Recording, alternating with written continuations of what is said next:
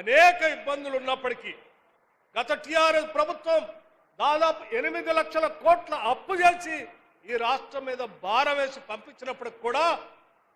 ఆ భారాన్ని మోస్తూనే ఈ ప్రజలకు మేలు చేయాలనేటువంటి ఆలోచనతో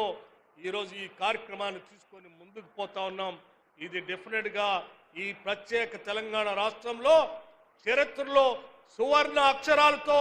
లిఖించదగబడినటువంటి రోజుగా నేను ఈ సందర్భంగా మీ అందరికీ మనవి చేస్తా ఉన్నాం. ఎస్సీ ఎస్టీ సబ్ ప్లాన్ చేసుకొచ్చిన తర్వాత మొట్టమొదటిసారి ఇన్ని వేల కోట్ల రూపాయలతో పంపిణీ చేసే కార్యక్రమాన్ని ఈరోజు మన ప్రభుత్వం, ప్రజల ప్రభుత్వం, ఇందిరమ్మ ప్రభుత్వం మొదలుపెట్టి ముందుకు పోతూ ఈరోజు శాంపిల్గా ఈ నియోజకవర్గంలో ప్రతి కార్పొరేషన్ నుంచి కొద్దిమందికి చెక్కులు పంపిణీ చేసిన కార్యక్రమం కూడా మొదలుపెట్టాం. ఈ 6,000 కోట్ల రూపాయలకు సంబంధించినటువంటి లబ్ధిదారులకు సంబంధించిన సమస్త వ్యవస్థను తయారు చేసుకొని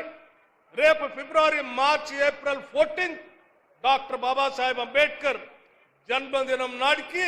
ఈ రాష్ట్రంలో దాదాపు రాష్ట్ర ప్రభుత్వ నిధులు బ్యాంకింగ్ లింకులతో కలిపి నిరుద్యోగ యువతీయువకులకి స్వయం ఉపాధి అవకాశాలు కల్పించడానికి 6,000 కోట్ల రూపాయల పంపిణీ కార్యక్రమం ఏప్రిల్ 14 బాబాసాహెబ్ అంబేద్కర్ జయంతి నాడు ఈ రాష్ట్రంలో ఈ ముఖ్యమంత్రి రేవంత్ రెడ్డి గారి చేతుల మీద తిరిగి పంపిణీ చేసే కార్యక్రమం పెద్ద ఎత్తున అనేక నియోజకవర్గాల్లో ఒకటేసారి మొదలవుతుందని కూడా ఈ సందర్భంగా మీ అందరికీ మనవి చేస్తా ఉన్నాం. ఇది సంక్షేమం కోసం ఈ ప్రభుత్వం చేసేటువంటి ఆలోచన. అట్లాగే ఈ రాష్ట్రంలో వ్యవసాయం చేస్తూ ఈ రాష్ట్రాన్ని ధాన్యాగారంగా మార్చినటువంటి రైతాంగ సోదరులకి మేలు చేయాలని ఆలోచనతో ఈ రాష్ట్ర ప్రభుత్వం ఆనాడు ఎన్నికల కంటే ముందు ఇచ్చినటువంటి మాట ప్రకారం 2 లక్షల రూపు రుణమాఫీ ఉన్నటువంటి వాళ్ళందరికీ 2 లక్షల వరకు రుణమాఫీ చేస్తామని చెప్పిన మాటను నిలబెట్టుకోవటం కోసం ఇచ్చిన మాట ప్రకారం ముఖ్యమంత్రి ప్రకటన చేస్తే ఈ రాష్ట్ర ప్రభుత్వం ఈ 2 లక్షల లోపల ఉన్నటువంటి రుణాల్ని దాదాపు 22,000 కోట్ల రూపాయల్ని కేవలం 3 నెలల్లో ఈ రాష్ట్రంలో ఉన్నటువంటి రైతాంగ సోదరుల అకౌంట్లో వేసినటువంటి చరిత్ర ఈ ప్రభుత్వాలు. అంతేకాదు గత ప్రభుత్వాలు రైతు బంధు అని చెప్తూ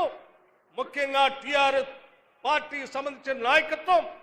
ఈరోజు మొసలి కన్నీరు గారుస్తూ మాట్లాడుతూ ఉన్నారు. అటు కేటీఆర్ కానీ, లేకపోతే ఇటు హరీష్ రావు కానీ, లేకపోతే